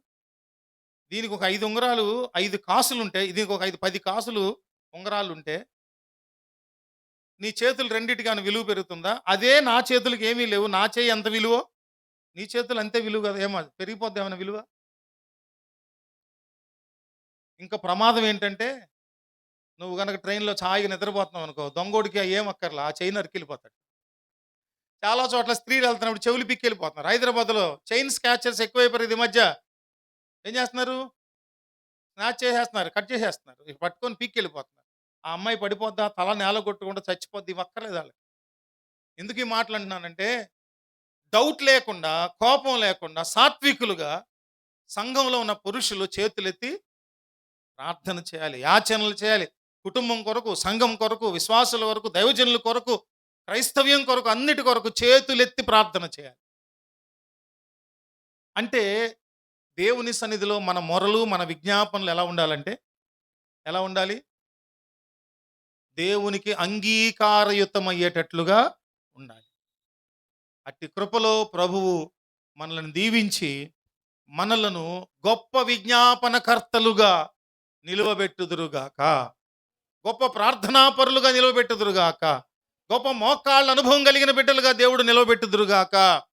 అందరు నిలబడి ప్రార్థన చేసుకొని ముగించుకుందాం. విన్నటువంటి వాక్యం కొరకు, అనగా దేవుని ఎలా అడగాలి, దేవుని సన్నిధిలో ఏ విధంగా విజ్ఞాపన చేయాలి, దేవుని నుంచి ఎలా పొందుకోవాలనే సంగతులను గురించి చక్కగా ప్రార్థన చేయండి. ప్రభువా, ఇంతకుముందు నేను ఇలా ప్రార్థన చేశాను, ఇక మీదట ఇలా ప్రార్థన చేస్తాను అని మనము ఉదాహరణలు చూసుకున్నాం. 5 ఉదాహరణలు చూసుకున్నాం. ఇంకా ఎన్నో, హన్నా ప్రార్థన ఉంది, లేకపోతే యేసయ్య గెత్సెమనెలో చేసిన ప్రార్థన, ఎన్నో ఉన్నాయి. ప్రతి ప్రార్థన వెనుక దేవుని చిత్తానుసారమైన విన్నపాలు ఉన్నాయి, విజ్ఞాపనలు ఉన్నాయి. ప్రార్థన చేసుకుందాం. తలలు వంచి అందరూ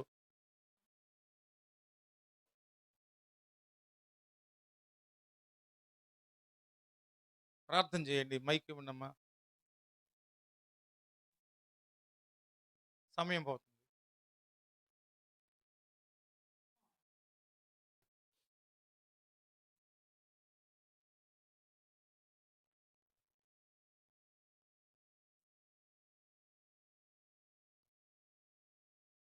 స్తుతి స్తుతి స్తోత్రం మహోన్నతుడా మహాగణుడా నీ బంగారు పాదంకి వేలదిగా వందనాలు స్తుతులు స్తోత్రాలు తండ్రి. మరి యొక్క సాయంత్రపు కాలపు వేళలో తండ్రి మరి చెప్పబడిన వాక్యాన్ని బట్టి తండ్రి నీకే వేలాదిగా వందనాలు స్తుతులు స్తోత్రాలు తండ్రి. మరి నాయన మిమ్మల్ని ఎలా అడగవలనో నాయన మరి మాకు నేర్పించిన వాక్యానుసారమైన రీతిని బట్టి నీకే వేలాదిగా వందనాలు స్థుతులు స్తోత్రాలు తండ్రి. నీ యొక్క పరిశుద్ధ గ్రంథంలో నుంచి నాయన చెప్పబడిన కీర్తన గ్రంథంలో నుంచి నాయన దినవృత్తాంతాల గ్రంథాలు నాయన అదేవిధంగా మత్తయి సువార్త నుంచి నాయన అదే మార్కు సువార్త నుంచి నాయన రోమా నుంచి నాయన మీరు చెప్పబడిన నాయన స్వస్థతల గురించి మిమ్మల్ని మేము నాయన అడగవలసినది నాయన మాకు యోగ్యమైనదో కాదో మేము తెలుసుకొని అడుగుటకు నాయన మీరు చెప్పబడిన వాక్యానురీతిగా నాయన ప్రతి ఒక్కరూ నాయన జీవించడానికి ఆ వాక్యానుసారంగా నాయన జీవించే వారి యొక్క కుటుంబాలను నాయన ఆశీర్వదించుకోబడుకోవడానికి నాయన మీరు కృప దయచేయండి దేవా. నీకు వందనాలు తండ్రి. విత్తబడిన వాక్యాన్ని బట్టి నీకే వేలాది వందనాలు స్తుతులు స్తోత్రాలు. ప్రతి ఆత్మకు తండ్రి ఈ యొక్క ఆత్మీయ ఆహారాన్ని తండ్రి వారి కుటుంబాల్లో వారికి నాయన ఫలించులాగిన కృప దయచేయండి దేవా. నీకు వందనాలు తండ్రి. మరి దైవజనులు చెప్పబడిన వాక్యాన్ని బట్టి తండ్రి మరి మీరు ఎంతోనైనా మీ యొక్క పరిశుద్ధ ఆత్మతో నింపి చెప్పబడుతున్న వాక్యాన్ని తండ్రి వ్యర్థంగా పోకుండా తండ్రి ప్రతి ఒక్కరిలో నాయన జీర్ణించుకులాగిన కృప దయచేయండి తండ్రి. వచ్చిన ప్రతి వారిని జ్ఞాపకం చేసుకోండి తండ్రి. వారి యొక్క అవసరతలు అక్రతలు ఎరిగిన దేవా నీకు వందనాలు తండ్రి. వారి కుటుంబాల పట్ల మీరు ఎరిగిన వారి కుటుంబాల పట్ల తండ్రి మీరు చేస్తున్న కార్యాలను బట్టి నీకు వందనాలు తండ్రి. రాలేని వారు వారిని జ్ఞాపకం చేసుకోండి దేవా నీకు వందనాలు. వచ్చిన వారిని బట్టి నీకే వేలాది వందనాలు స్తుతులు స్తోత్రాలు తండ్రి. వచ్చిన ప్రతి ఒక్క బిడ్డను జ్ఞాపకం చేసుకోండి. చేస్తున్నటువంటి నాయన మరి యొక్క పరిచర్య విషయంలో తండ్రి దైవజనులకు మీరే తోడుగా ఉండండి తండ్రి. మరి ఈ నెల 26వ తారీఖున నాయన మరి పెట్టబోతున్నటువంటి ఆ యొక్క కూటమి విషయంలో కూడా మీరే తోడుగా ఉండి నాయన. ప్రతి అవసరతలు ఉన్నాయి తండ్రి. అవసరతకు తండ్రి అందరూ సహకరించలాగున నాయన అందరూ సహాయం చేయలాగున కృప దయచేయండి. మరి నీ యొక్క నాయన యొక్క నీ చిత్తానుసారంగా తండ్రి జరిగించండి తండ్రి. మేము ఏమి అడగవలనో నాయన ప్రతిదీ నాయన నీ చిత్తానుసారంగా అడగటకు నాయన మాకు నేర్పిస్తున్నందుకు నీ వాక్యం ద్వారా నేర్పిస్తున్నటువంటి విధానాన్ని బట్టి నీకే వేలాదిగా వందనాలు స్తుతులు స్తోత్రాలు తండ్రి. ప్రతి ఒక్కరిలో నాయన అలాంటి ఆలోచనలు దయచేయండి తండ్రి. అలాంటి హృదయాలను దయచేయండి దేవా. ప్రతి బిడ్డ పట్ల మీకు మీరు నాయన అలాంటి ఆలోచన హృదయాన్ని దయచేయండి తండ్రి. నీకే వేలాదిగా వందనాలు. చెప్తున్నటువంటి వాక్యాన్ని తండ్రి ప్రతి బిడ్డలో కూడా నాయన ఆత్మీయ ఫలాలుగా నాయన ఫలించులాగిన కృప దయచేయండి తండ్రి. నీకే వేలాదిగా వందనాలు. మరి మేము తిరిగి వెళుతున్నటువంటి మా యొక్క ప్రతి కుటుంబాల్లో కూడా నాయన మీరే తోడుగా ఉండి మీ యొక్క ఆశీర్వాదాలు దీవులు దయచేస్తారని మీరే తోడుగా ఉంటారని నజరుడైన యేసు పేట అడిగి వేడుకుంటున్నాం తండ్రి. ఆమేన్. ప్రభు వారు శిష్యులకు నేర్పించిన ప్రార్థన మనం చేద్దాం. పరలోకమందున మా తండ్రి నీ నామం పరిశుద్ధపరచబడును గాక. నీ చిత్తము వచ్చును గాక. నీ చిత్తము పరలోకమందు నెరవేరుచున్నట్లు భూమి అందున నెరవేరు. మా ఆహారం నేడు మాకు దయచేయండి. మాడల అపరాధములు చేసిన వారిని మేము క్షమించిన ప్రకారం మా అపరాధములను క్షమించండి. మమ్మ శోధనలోనికి తేక దృష్టి నుంచి తప్పించండి. రాజ్యము శక్తి మహిమ నిరంతరం నీవయున్నవి తండ్రి. తండ్రి కుమార పరిశుద్ధాత్మ త్రియేక దేవుని కృపా ప్రేమ సమాధానం కూడిన మనకును సకల పరిశుద్ధులకును సదాకాలం తోడైండి నడిపించి మహిం పొందును గాక. ఆమేన్. అందరూ ఒకరికొకరు సమాధానపూర్వక